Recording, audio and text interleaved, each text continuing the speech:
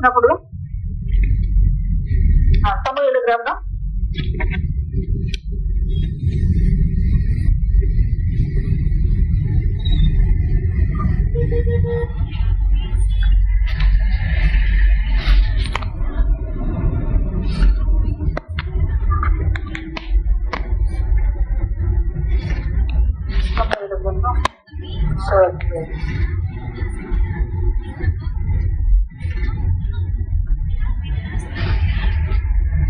6వ అధ్యాయము సమూయేలు గ్రంథం 6వ అధ్యాయము 5వ వచనాన్ని చదువుతాం.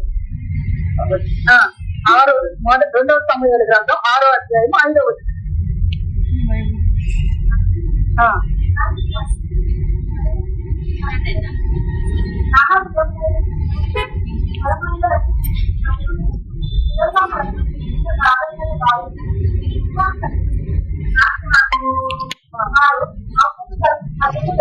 ఇక్కడ గమనించినప్పుడు ఊరవోదండి అని చెప్పే దేవుడు ఏ సమయంలో ఓదమన్నాడు. అమావాస్య దినమైన ఊరవోదండి అన్నాడు. పున్నమి నాడైనా ఊరవోదండి అన్నాడు. ఇక్కడ వచ్చిన పరిస్థితులు మనం చూస్తే దావీదు ఇశ్రాయేలుని అందరూ సరళరక్షకు కర్రతో చేయబడిన నానా విధములైన సితారాలను, స్వరమండలములను, తంబురులను, మృదంగములను, పెద్ద తాళములను వాయించుతూ యెహోవాను సన్నిధిని నాట్యమాడుతుండేది అనేది ఏం చేస్తూ ఉన్నారంట. కూర ఉదుతూ ఉన్నారు. దేవుడికి మంచి కలిగిందాక. ఏ సమయంలో అంటే మందస్థాన్ని తెచ్చి సమయంలో దేవుడికి మంచి కలిగిందాక దేవుని సన్నిధిలో వస్తున్న సమయంలో వారు ఏం చేస్తున్నారంటే కూర నాట్యమాడుతూ ఉన్నారంట. అందుకే చెప్తూ ఉన్నారు యాకోబు దేవుని యొక్క కష్టము అంట. ఆ ప్రజల పెద్దలు కష్టము అది చీకటి దినమే కానీ, అది అమావాస్య దినమే కానీ, అది శ్రమ దినమే కానీ, అది అవమానకరమైన దినమే కానీ ఆ దినాన్ని ఆ రీతిగా చూస్తున్న ప్రజలు ఇక్కడ మనం చూస్తే పరిస్థితి లేఖనాల్లో అదే ఆ బోధన వదులు ఆ రీతిగా ఉత్సాహంతో 11వ వచనం చదువుదాం సార్.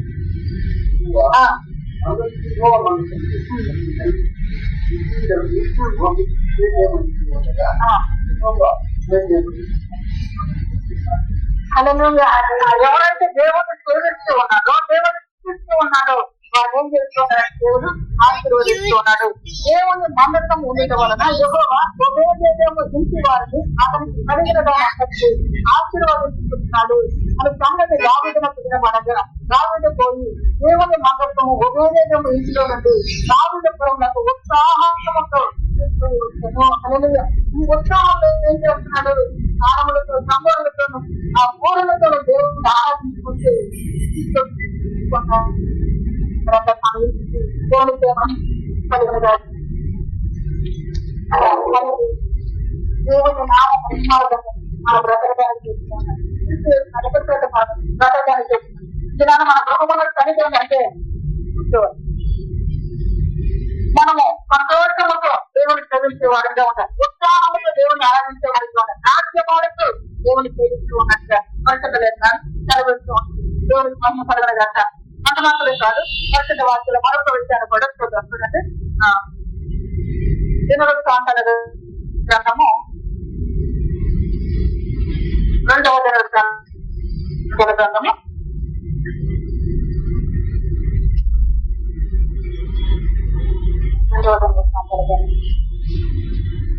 13వ అధ్యాయం.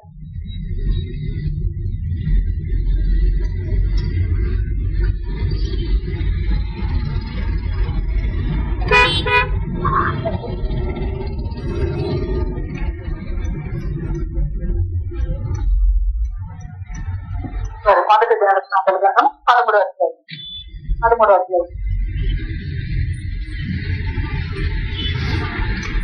ఇదే సంగతిని గురించి రాస్తూ వచ్చాడు. చదువుతాం ఇక్కడ కూడా 13వ అధ్యాయం 8వ వచనం చదువుతాం.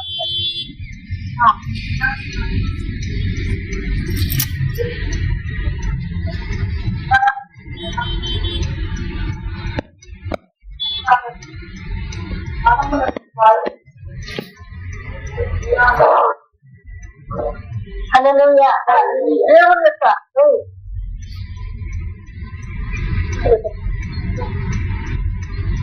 దేవుని యొక్క సన్నిధానంలో మరి దేవుని బిడ్డలు ఏం చేస్తున్నారంటే చెబుతూ ఉన్నారు. ఆ ఊర ఊరేది ఎప్పుడు ఊరుతూ ఉన్నారు. దావీదు ఇశ్రాయేలు అందరూ తన పూర్ణ శక్తితో దేవుని సన్నిధిని పాటలు పాడుతూ పారాలను స్వరమండలను సంపదలను నాదములను వాయిస్తూ ఊరలు ఊరుతూ ఉండేది. దేవుని కలిగిన దాకా చేస్తూ ఉన్నారు, స్థుతి చేస్తూ ఉన్నారు. స్థుతి చేసిన జీవితాన్ని దేవుడు చేస్తున్నాడు, ఆశీర్వదించిన జీవితాన్ని దేవుడు గణపరుస్తూ ఉన్నాడు. కనుక ఇక్కడ భక్తుల యొక్క జీవితంలో చూస్తూ వారు ఎట్లా ఘనత చేస్తే వారు ఎట్లా ఆశీర్వాదం పొందుతూ వచ్చారంటే వారు దేవుని ఆహరిస్తూ దేవుని గొప్ప చేస్తూ వచ్చారు. తర్వాత గమనిస్తాము అదే అధ్యాయము. సరే అదే అధ్యాయం 15వ అధ్యాయము. 15వ అధ్యాయము 11వ వచ్చి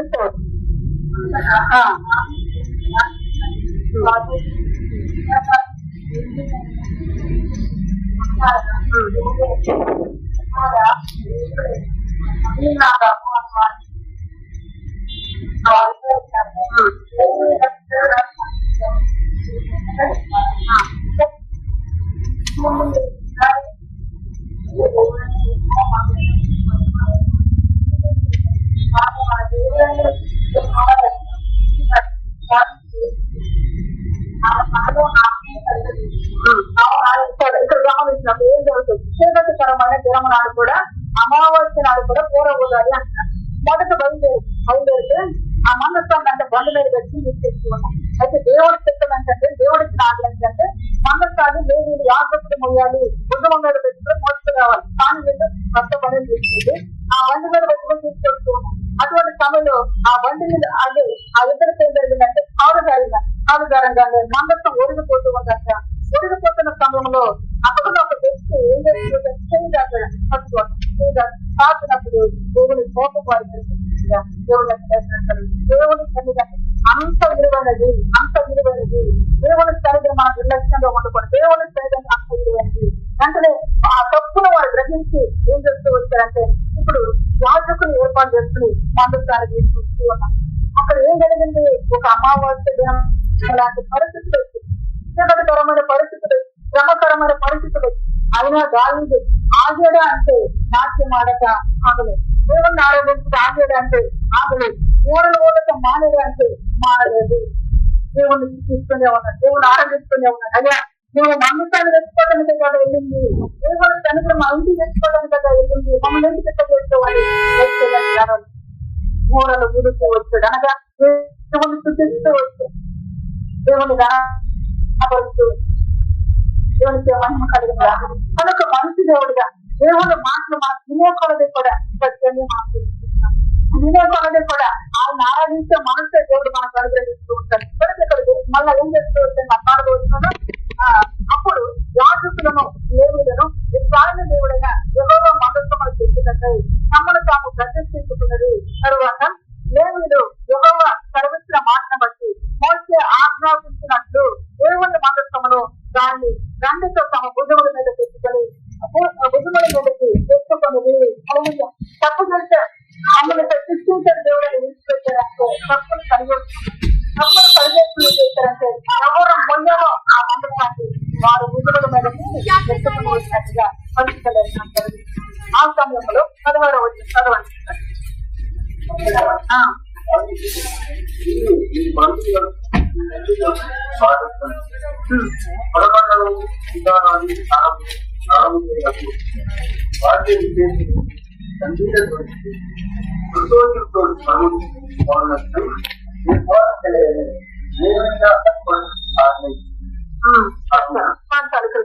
అంతగా దావీదు మీరు మీ బంధువులకు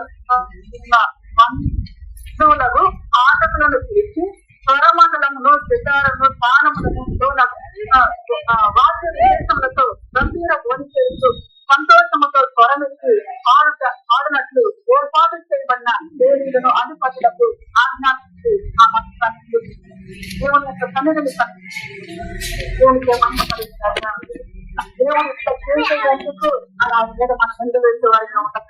తప్పును సరిచేసుకుని ఆ అమావాస్య దినమన్నా తప్పును సరిచేసిన దేవుని ఆనందిస్తూ ఉంటే దేవుడు క్షేమాన్ని కలుగు చేస్తాడు. ఉభయదేశం గృహంలో ఉన్నప్పుడు దేవుడు ఉభయదేశం ఇంటి వరకు ఇలాంటి ఆశీర్వాదాన్ని కలిగి ఇప్పుడు దావీదు దగ్గరకు వచ్చి ఆశీర్వాదం ఇస్తున్నారు. అంతకంతకు క్షేమాభివృద్ధిని కలిగిస్తున్నట్టుగా పరిశుభ్రత కలిగిస్తుంది. మనకు దేవుని విడలంగా మనం ఎరగవలసిన సత్యాన్ని అమావాస్య దినము అది కష్టంగా వచ్చారు. అమావాస్య దినమైన పొన్నల దినమైన దేవుని ఆరాధించండి. అష్ట దినమైన సంతోష దినమైన దేవుని ఆరాధించండి. సంతోషం వచ్చిందని దేవుని మర్చిపోయాను, దేవుని సేవిస్తున్న మర్చిపోయాను, నా పుస్తకాలతో అబంధంతో ఈ విధంగా ఉండిపోయింది అనే వారంగా మనం ఉండకూడదు, కానీ దేవుని సేవించే వారంగానే ఉండాలి అని చెప్పి పరిస్థితులు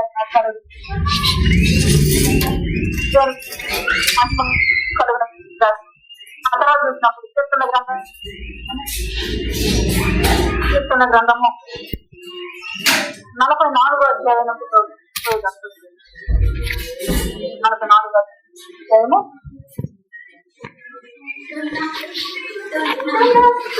కీర్తన గ్రంథం 44వ అధ్యాయం. ఇప్పుడు గమనించినప్పుడు దేవుని యొక్క వాక్యాన్ని 16వ వచనం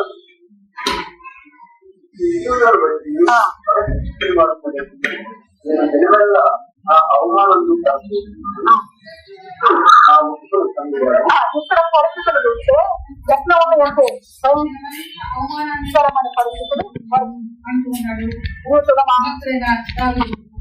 అయితే దేవుని బిడ్డలంలో మన జీవితంలో చెబుతూ వచ్చి అమావాస్య దినమైన తర్వాత అంటూ ఉన్నాడు, 9వ దినమైన దేవుని ఆరాధించేవాడు, దేవుని సేవించేవాడు. ఇప్పుడు అమావాస్య దినం దేవుని సన్నిధికి తన ఇంటికి తెచ్చుకున్నాడు, దేవుని ఆరాధించాడు. ఇప్పుడు అమావాస్య దినంగా ఏం జరుగుతుందంటే మనకు దినమల్లా కూడా అవమానమే కలుగుతుంది. ఇటువంటి పరిస్థితుల్లో కూడా ఏం చేస్తున్నాడు, నా ముఖములకు సిగ్గే కమ్మి ఉన్నది, అవమానం నాకు కలుగుతుంది, నా ముఖానికి సిగ్గే కలిగి ఉన్నది, అయినను తర్వాత అంటూ ఉన్నాడు, ఇదంతా నా మీదకి వచ్చినాను, నేను నిన్ను మరవలేదు, దయచేసి చదివి సహాయం చేయండి. అన్ని వేరే చదవాలంటే చదవండి. తర్వాత చూస్తే ఈ నిబంధన మీరి ద్రోహులము కాలేదు, దేవుని నిబంధన ఎలా చెప్పాడు, అమావాస్య దినమైన 9వ దినమైన ఇది యాకోబు చట్టము అని చెప్పుకోవచ్చు. మనకి మేము ఈ నిబంధన మేరలేదు. ఎటువంటి పరిస్థితుల్లో ముఖానికి సిగ్గు తగులుతూ ఉన్నాం, అవమానం దినమెల్లా అవమానం కలుగుతూ ఉన్నాం. ఆ పరిస్థితుల్లో కూడా దేవుని మరవలేదు, మేము నీ నిబంధన మర్చిపోలేదు అని భక్తులు చెప్తూ ఉన్నారు. మరవని వారిని దేవుడు కూడా మర్చిపోవడం విడిచిపెట్టాడు. తర్వాత చూస్తే మా హృదయం వెనుకకు మరలిపోలేదు, నా అడుగులు నీ మార్గం విడిచి తొలగిపోలేదు. ఇటువంటి అవమానకరమైన పరిస్థితుల్లో కూడా మా హృదయం వెనక్కి మరలేదు. దేవునికి మహిమ కలుగును. ఏ రోజైనా గుర్తు పెట్టుకోండి, దేవుడు ఇచ్చిన నిబంధన, దేవుడు ఇచ్చిన చట్టాన్ని మనం అనుసరిస్తూ ఉంటే దేవుడు మన వెంటే ఉంటాడు. అందుకే ఇక్కడ భక్తులు ఏమంటున్నారంటే, మేము దాన్ని మర్చిపోలేదు, మా హృదయాలు వెనక్కి మళ్ళలేదు. ఎందుకు వచ్చాము, సిగ్గు కలిగింది, వచ్చాము అవమానం కలిగింది అని వారు వెనక్కి తీసుకోలేదంట, వారి హృదయాలు వెనక్కి మళ్ళీపోలేదంట. అటువంటి సమయంలో కూడా వారు దేవుణ్ణి సేవిస్తూ ఉన్నారు. చూడండి, ఆ తర్వాత రాస్తూ వచ్చాడు, అయితే నక్కలున్న చోట నీవు మమ్మల్ని బహుగా నలిపి ఉన్నావు. నక్కలున్న చోట నీవు మమ్మల్ని బహుగా నలిపి ఉన్నావు. నక్కలేం చేస్తాయి, బాధిస్తాయి. అటువంటి బాధలు కలిగించే వారి దగ్గర కూడా మమ్మల్ని ఇంకేం చేశావు, నలిపినట్లు చేసావు, మమ్మల్ని ఇంకా బాధ కలిగినట్లు చేసావు. తర్వాత అంటున్నాడు, గాఢంధకారము చేత మమ్మల్ని కప్పి ఉన్నావు. గాఢంధకారము చేత మమ్మల్ని కప్పి ఉన్నావు. మా దేవుని నామమును మేము మరిచి ఉన్న ఎడల, అన్య దేవతల తట్టు మా చేతులు చాపి ఉన్న ఎడల, హృదయ రహస్యములు ఎరిగిన దేవుడు ఆ సంగతిని పరిశోధింపక మానునా. దేవునికి మహిమ కలుగును. మేము దీన్ని మరవలేదు. ఎటువంటి పరిస్థితులు వచ్చినాయి, ముఖానికి సిగ్గు కలుగుతుంది, దీనివల్ల అవమానం కలుగుతూ ఉంది. తర్వాత చూస్తే నువ్వు మమ్మల్ని మర్చిపోయేవని మేము వెనక తిరగలేదు, నిబంధన మర్చిపోలేదు. తర్వాత అంటూ ఉన్నాడు, మేము అన్ని దేవతల తట్టు మా చేతులు కూడా చాపలేదు, మా దేవుని నామమును మేము మరిచి ఉండలేదని చెప్పేసి ఇక్కడ మాట్లాడుతున్నాడు. ఆ చెప్పే వ్యక్తి ఏమంటున్నాడంటే, మనం పైకి చెప్పవచ్చు, మేము దేవుడిని మర్చిపోలేదు, దేవుడిని గుర్తుపెట్టుకున్నామని పైకి చెప్పవచ్చు. అందుకే అంటున్నాడు ఇక్కడ భక్తుడు, హృదయ రహస్యములు ఎరిగిన దేవుడు ఆ సంగతిని పరిశోధింపక మానునా. నువ్వు దేవుణ్ణి మరిచావో, దేవుణ్ణి విడిచిపెట్టావు. సేవించే దేవుడు ఎవరని, హృదయ రహస్యాలు ఎరిగిన దేవుడు, మన హృదయంలో ఏముందా ఎరిగిన దేవుడు. కనుక నన్ను పరిశీలింపక మానకడ. కనుక మేమేమై ఉన్నామంటే, నిన్ను బట్టి దినమెల్ల మేము వధించబడుతూ ఉన్నాము, వధకు సిద్ధమైన గొర్రెలమని మేము ఎంచబడుతూ ఉన్నాము. హల్లెలూయా. వారు తగ్గించుకున్నారు. సిగ్గు కలిగింది, అవమానం కలిగింది, చీపో అన్నట్లుగా ఉండకోకుండా, ఆయన మరవకోకుండా ఆయన్నే వెంబడిస్తూ వధకు సిద్ధమైన కష్టమైన ఆ గొర్రె ఏ విధంగా మౌనంగా ఉందో ఆ రీతిగా మేమున్నాము నీ ఎదుటని దేవుని నామాన్ని కనపరుస్తున్నాం. ఆ కనపరిచే వ్యక్తులు ఎట్లా కనపరుస్తున్నారు చూడండి. అదే అధ్యాయం 8వ వచనం చూస్తే, దినమెల్లా మేము దేవుని యందు అతిశయపడుచున్నాము, నీ నామమును బట్టి మేము నిత్యము కృతజ్ఞతాస్తుతులు. హల్లెలూయా. దినమెల్లా అవమానం కలుగుతుందన్నాడు. ఇప్పుడు ఏం చేస్తున్నాడు? దినమెల్లా కూడా మేము దేవుని యందే అతిశయపడుతున్నాం. ఎందుకని? కలిగేది అవమానం, అతిశయం. దేవుని యందు అతిశయపడుతున్నాం. అవమానం కలిగిన అవమానాల నుంచి మనల్ని విడిపించగలిగిన గొప్ప దేవుడు ఆయన. ఆ సిగ్గుకరమైన పరిస్థితుల నుంచి మనల్ని తప్పించగలిగిన దేవుడు ఆయన. కనుక మేము దినమల్ల దేవుని బట్టి అతిశయిస్తూ ఉన్నామని భక్తులు ఇక్కడ మాట్లాడుతూ ఉన్నారు. దేవునికి ఏమైనా ఇప్పుడు అమావాస్య అంటే అర్థమవుతుందా? ఆ అమావాస్య పరిస్థితులు మన జీవితంలో సంభవించిన, ఆ భయంకరమైన పరిస్థితులు మన జీవితంలో సంభవించిన, నేనుగా నేను బ్రతికిస్తున్నాను. నా సంగమా బ్రతుకు బ్రతుకు, నా మాట బ్రతుకు, నేను బ్రతికిస్తున్నాను.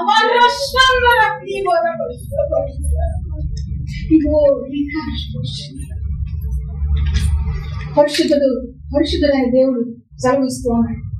ఏ కష్టం వచ్చినా, ఏ కన్నీరు వచ్చినా, ఏ అవమానం కలిగినా, ఏ సిగ్గు కలిగినా, ఇది అమావాస్య దినము, నేను ఇక దేవుని దగ్గరికి రాను అనే తీర్మానం వారిలో రాలేదు. అటువంటి తీర్మానం లేకోకుండా వారు ఇంకా ఏం చేస్తున్నారంటే గొర్రెల వలె, వధకు సిద్ధపడిన గొర్రెల వలె తమను తాము తగ్గించుకుని దినమంతా కూడా దేవుని బట్టి అతిశయిస్తూ ఉన్నారు.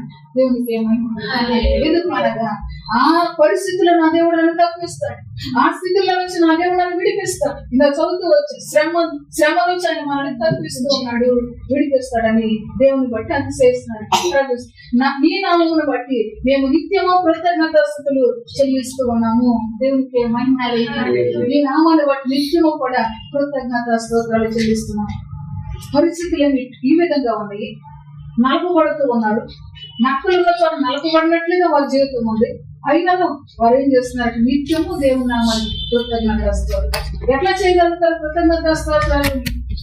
ఎట్లా చేయగలుగుతారు అంటే, ఎంతవరకు కూడా నీవు నడిపించావు, ఎంతవరకు కూడా నువ్వు బలపరిచావు, ఈ శ్రమ నుంచి కూడా నీవు తప్పించగలిగిన దేవుడు. నాకు చదువుతూ వచ్చిన దావీదు భక్తుడు తన మాటలు అంటున్నాడు, నా శత్రు బలం అంతటి కంటే నువ్వు మించిన బలము కలిగిన దేవుడు అయ్యా అని చెప్పేసి దేవుని ఆరాధిస్తూ ఉంటున్నాడు.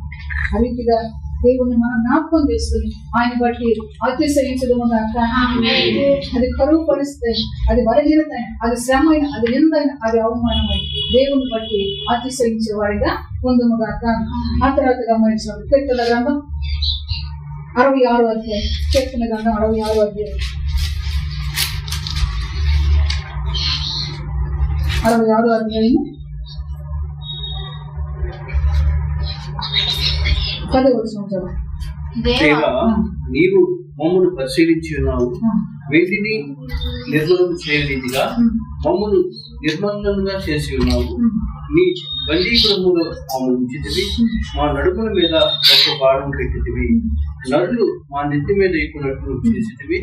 మేము నిప్పులలోను నీళ్లలోనూ పడితివి, అయినను నీవు సమృద్ధి గల చోటికి మమ్మల్ని రప్పించి ఉన్నావు. పరిస్థితులు ఎట్లా ఉన్నాయి? అమావాస్య పరిస్థితులుగా ఉన్నాయి, భయంకరమైన పరిస్థితులు. ఆ పరిస్థితులు చెప్తున్నాడు దేవుడే అంట. దేవా, నీవు మమ్మల్ని పరిశీలించి ఉన్నావు, వెండిని నిర్మలము చేయు రీతిగా మమ్మల్ని నిర్మలుగా చేస్తున్నావు. అంటే వెండిని నిర్మలం చేసేటప్పుడు ఆ కంసాలు ఏం చేస్తాడు? వెండిని ఎక్కడ వేస్తాడు? నీళ్ళ చేస్తాడు, నిప్పుల్లో వేస్తాడు.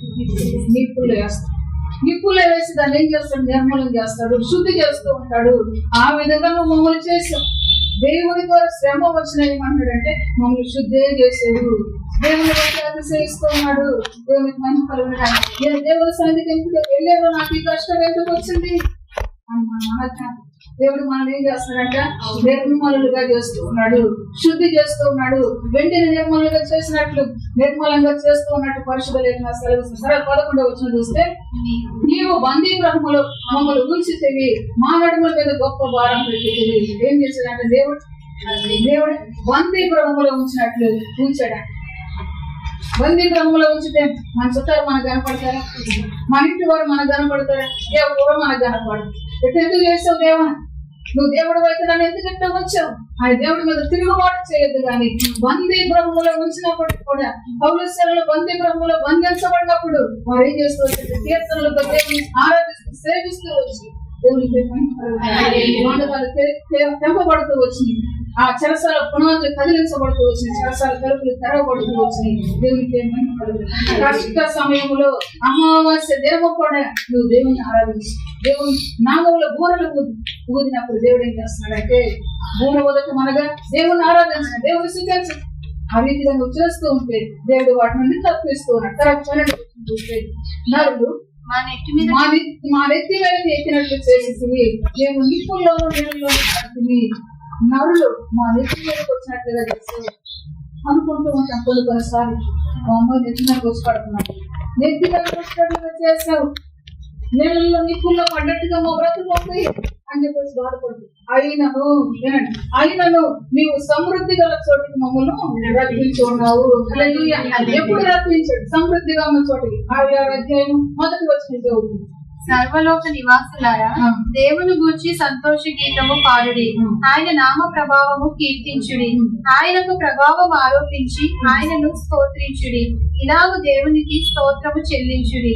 నీ కార్యములు ఎంతో భీకరమైనవి, నీ బలాతిశయమును బట్టి నీ శత్రువుల నుండి నీ యొద్దకు వచ్చెదరు. సర్వలోకము నీకు నమస్కరించి నిన్ను కీర్తించును, నీ నామమును బట్టి నిన్ను కీర్తించును. దేవుని ఆశ్చర్య కార్యములను చూడరండి. మంచి దేవుడిగా చెప్తున్నాడు. నీళ్ళల్లో నిప్పుల్లో పడ్డట్టుగా బందీ గృహంలో ఉన్నట్టుగా మా నడుముల మీద భారం పెట్టినట్టుగా మా పరిస్థితులు ఉన్నాయి. అయినను నువ్వేం చేస్తూ వచ్చావు? సమృద్ధి కలిగిన చోటికి నడిపించు. ఎప్పుడు నడిపించాడు సమృద్ధి కలిగిన చోటు కంటే? ఇప్పుడు అంటున్నాడు సర్వలోక నివాసులారా దేవుని గురించి సంతోష గీతం పాడండి, సంతోషంతో గీతం పాడండి, సంతోషంతో ఆయన ఉన్నాడనే ధైర్యంతో పాడండి. ఆయన నామ ప్రభావం కీర్తించుడి, ఆయనకు ప్రభావం ఆరోపించి ఆయనను స్తోత్రించుడి. ఇలాగూ దేవునికి స్తోత్రము చేయడి. ఈ విధంగా మీరు స్తోత్రం చేస్తూ ఉంటే నడుముల మీద భారం పెట్టినట్టుగా పరిస్థితులు ఉన్నప్పటికీ కూడా దేవుడు సమృద్ధిలోకి నడిపిస్తూ ఉన్నాడు. దేవునికి ఏమైనా నీ కార్యములు ఎంతో గంభీరములు. తర్వాత నీ బలాతిశయమును బట్టి నీ శత్రువులు లొంగి నీ వద్దకు వచ్చారు. మనం ఆరాధిస్తూ ఉండగా శత్రువు అయిన వాడు కూడా ఎక్కడికి వస్తారు? లొంగిపోతున్నారు. ఎక్కడికి వస్తున్నారు? దేవుని వద్దకు వస్తూ ఉన్నారు. అందుకే భక్తులను ఉన్నాడు అంటూ ఉన్నాడు, నేను నిన్ను స్తుతిస్తూ ఉండగా ప్రజలందరూ కూడా దేవుడు వారి పక్షాన ఉన్నాడు ఆయన పరీక్షించే రీతిగా నువ్వు నా పక్షాన లేవు అని దేవుడు అడుగుతూ ఉన్నాడు. దేవునికి గమనిస్తున్నావు. 4వ వచనంలో సర్వలోకమునికి నమస్కరించి నిన్ను కీర్తించును, నీ నామమును బట్టి నిన్ను కీర్తించును. దేవుని ఆశ్చర్య కార్యములను చూడరండి. ఎప్పుడు చూడగలుగుతాం దేవుని యొక్క ఆశ్చర్య కార్యములు అంటే?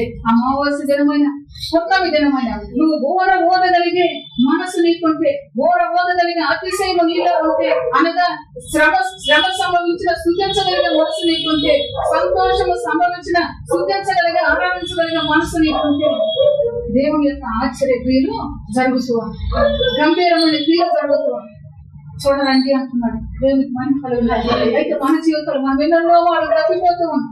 తప్పిపోతున్న మన జీవితం కొరకే చెప్తున్నాడు. 80 దావీదు కీర్తన 1 వచనం. మనకు బలమైన దేవునికి ఆనందగానము చేయుడి. మనకు బలమైన దేవునికి ఆనందగానము చేయుడి. యాకోబు దేవుని బట్టి ఉత్సాహ ధ్వని చేయుడి. యాకోబు దేవుని బట్టి, యాకోబు ఎవరనగా దేవుని చేత ఏర్పాటు చేయబడిన వ్యక్తి, ఏర్పాటు చేసుకున్న దేవునికి ఉత్సాహగానం చేయండి. కీర్తన ఎత్తుడి, గిలక తప్పెద పట్టుకొనుడి, స్వరమండలమును మనోహరమైన సితారను వాయించుడి.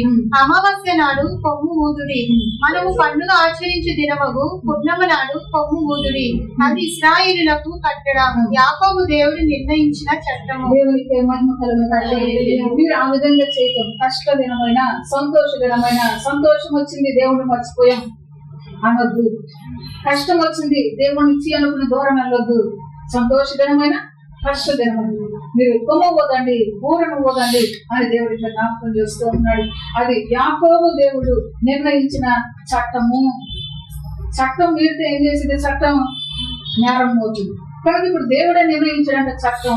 నేరస్తులుగా మనం ఉండకూడదు. నేరస్తులుగా ఎప్పుడు ఉంటే మనకి కష్టం వచ్చినప్పుడు అయ్యో దేవుడు నాకు ఈ కష్టం కలిగించాడని దేవునికి దూరంగా వెళ్ళిపోతే దేవుడే మన మీద ఏం చేస్తాడు? నేరం మోపుతాడు. నేరం మోపేటట్టుగా మనం ఉండకూడదు. అనిందులంగా మనం ఉండాలని ప్రభు యొక్క లేఖనం సెలవిస్తుంది. నిష్కళంకులంగా మనం ఉండాలని ప్రభు యొక్క వాక్యం సెలవిస్తుంది. కనుక యాకోబు దేవుని యొక్క చట్టం ఇది అని ప్రభు యొక్క లేఖనం సెలవిస్తుంది. ఈ విధంగా ఊరలు ఊదటం, ఈ విధంగా తాళములతో తంబులతో దేవుని ఆరాధించడం అనేది దేవునికి ఏమైనదో ఆ మాట పడి చూడండి. పరిశుద్ధ లేఖనం 44వ కీర్తన 45వ కీర్తన 45వ కీర్తన 8వ వచనం చదువు. నీ వస్త్రములెల్లా గోపరస వాసనే, అదరు వాసనే, లవంగ పట్టి వాసనే, దంతముతో కట్టిన నగలు దంతి వాయిద్యములు నిన్ను సంతోషపెట్టుచున్నవి. ఆ ఊరలు తాళములతో దేవుని అమావాస్య దినమైన పున్నమి నాడైనా మనం ఆరాధిస్తూ ఉంటేనంట ఏం జరుగుతుంది? దంతములతో కట్టిన నగరులో తంతి వాద్యములు నిన్ను సంతోష పెట్టుచున్నవి. దేవునికి కష్టం వచ్చిందని తలకు నూనె పెట్టుకోకుండా, కష్టం వచ్చిందని స్నానం చేయకోకుండా, కష్టం వచ్చిందని కొత్త బట్టలు కట్టుకోకుండా ఎన్నెన్నో చేసుకోండి. కానీ దేవుని చట్టం ఏం చెప్తుందంటే ఆ రోజు నువ్వు సంతోషంగా దేవుని ఆరాధించు. దేవుడే నీ కష్టం చేస్తున్నాడు. నువ్వు ఆరాధించిన దేవునికి ఏమవుతుంది అంటున్నాడంటే సంతోషం అవుతుంది. ఆ తంతి వాద్యములు దేవుని సంతోష పెడుతూ ఉన్నాయి. దేవునికి ఏమైనా ఎందుకు సంతోషపడుతున్నాయి? ఒక ఆలోచన చేయండి. ఎందుకు సంతోషపడుతున్నాయి? ఎందుకు సంతోషపడుతున్నాయి? నీ విశ్వాసం దేవుని మీద ఉంది, నీ అతిశయం దేవుని మీద ఉంది, నీ ఆధారం దేవుని మీద ఉంది. కనుక నువ్వు చేసే ఆ యొక్క వాయిద్యములు లేకపోతే ఆ బోరలు నువ్వు చేసే ఆ గొర్రెని బట్టి దేవుడు ఏం చేస్తున్నాడు? నా బిడ్డ నా మీద ఆధారపడి, కష్టంలో నా యొద్దకు వచ్చింది, శ్రమలో నా యొద్దకు వచ్చింది అని దేవుడు నూతన బలాన్ని నీవు పొందుకుంటున్నావు సంగమా. ఆయన యొక్క కృపలను తలంచి దేవుని నామ మహిమార్థం దేవుని నామ మహిమార్థంగా బ్రతకడానికి దేవుని అలంకరించను మరవద్దు. దేవుణ్ణి కృతజ్ఞత స్తోత్రాలతో ఆనందించగలిగే మనసును నీలో ఉంచుకుని సంతోషించు. నేను సంతోష సనాదాలతో నేను నింపుతూ ఉన్నాను. నా కుటుంబం మేలు నవ్వుతూ ఆమె కనుక ప్రభు బిడ్డల మనం మన పరిస్థితులన్నింటిని బట్టి మనం చేసే స్తుతి ఆరాధన దేవునికి సంతోషం కలిగిస్తున్నాం. కష్టం వచ్చినప్పుడు కూడా నా కుమార్తె నా మీదే ఆధారపడింది, నా మీదే విశ్వాసం వచ్చింది, నా కుమారుడు నా మీదే ఆనుకున్నాడు. నా మీద కష్టం వచ్చింది, నా మీద మందసాన్ని తెచ్చుకుంటే ఆ మందసం ఆ బండి మీద నుంచి మందసం జారుతూ ఉండేసరికి మరి చనిపోయిన పరిస్థితులు అక్కడ చూస్తున్నాను. అయ్యో నేను చేసిన తప్పును బట్టి ఇటువంటి పరిస్థితులు వచ్చినాయి అని చెప్పేసి ఆ పరిస్థితుల్లో మానేయడానికి ఇంకా వాయిద్యములు వాయిస్తూ నాట్యమాడుతూ దేవుని ఆరాధిస్తూ వచ్చాడు. అనగా దావీదు విశ్వాసం దేవుని మీద పెట్టాడు. దావీదు తన హృదయాన్ని దేవుని మీద ఆధారం చేసుకున్నాడు. దేవుని బట్టి అతిశయిస్తూ నాట్యం ఆడుతూ ఉన్నాడు. దేవునికి ఏమైనా కలగాలి. నువ్వు చేసే ఆ నాట్యం, ఆ తమ్ముడు, ఆ ధ్వని దేవుడికి ఏమవుతుందంటే సంతోషం అవుతుంది. దేవునికి మహిమ కలగాలి. అటువంటి మంచి మనసు లేకుండా మనం ఎన్ని వేళ తాళాలు పెట్టినా దేవుడు సంతోషించాడు. ఇది నాకేలా అంటాడు, ఇది నాకేలా అంటాడు. అటువంటి మంచి మనసుతో మనం దేవుని ఆరాధిస్తే దేవుడు సంతోషపడతాడు. దేవునికి మహిమ కలగాలి. పరిశుద్ధ వాక్యాన్ని మన వెనుకల్లో దీవించగలుగుతారు.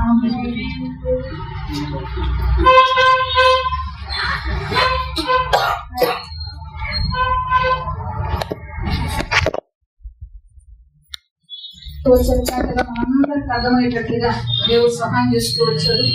మన ఉపవాస ప్రార్థన ముగింపులో మనం ఉన్నాం. పరిశుద్ధ దినపు ఆరాధనలో దేవుని సేవించే, దేవుని స్తుతించే ఆరాధన మనం దేవుని కృతజ్ఞత స్తోత్రాలు వాళ్ళంటూ ఉన్నారు.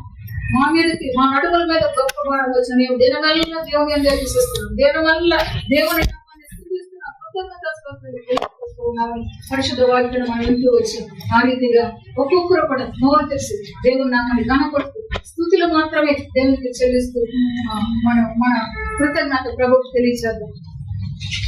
స్తోత్రం స్తోత్రం స్తోత్రం స్తోత్రం గొప్ప దేవాన్ని స్తుతి స్తుతి స్తుతి స్తుతి స్తుతి స్తుతి స్తుతి స్తుతి స్తుతి స్తుతి స్తుతి స్తుతి స్తోత్రం స్తోత్రం హల్లెలూయా స్తోత్రం స్తోత్రం స్తోత్రం స్తోత్రం స్తోత్రం స్తోత్రం స్తోత్రం స్తోత్రం స్తోత్రం స్తోత్రం స్తోత్రం పరిశుద్ధుడు పరిశుద్ధుడు పరిశుద్ధుడు పరిశుద్ధుడు పరిశుద్ధుడు పరిశుద్ధుడు పరిశుద్ధుడు పరిశుద్ధుడు పరిశుద్ధుడు పరిశుద్ధుడు పరిశుద్ధుడు పరిశుద్ధుడు నీకు స్తోత్రం నీకు స్తోత్రం నీకు స్తోత్రం నీకు స్తోత్రం నీకు స్తోత్రం నీకు స్తోత్రం నీకు స్తోత్రం నీకు స్తోత్రం నీకు స్తోత్రం స్తోత్రం స్తోత్రం స్తోత్రం స్తోత్రం స్తోత్రం స్తోత్రం స్తోత్రం స్తోత్రం స్తోత్రం స్తోత్రం స్తోత్రం స్తోత్రం స్తోత్రం యేసయ్యా నీకు స్తోత్రం స్తోత్రం స్తోత్రం స్తోత్రం స్తోత్రం స్తోత్రం స్తోత్రం స్తోత్రం హల్లెలూయా హల్లెలూయా హల్లెలూయా హల్లెలూయా హల్లెలూయా హల్లెలూయా ఆమేన్.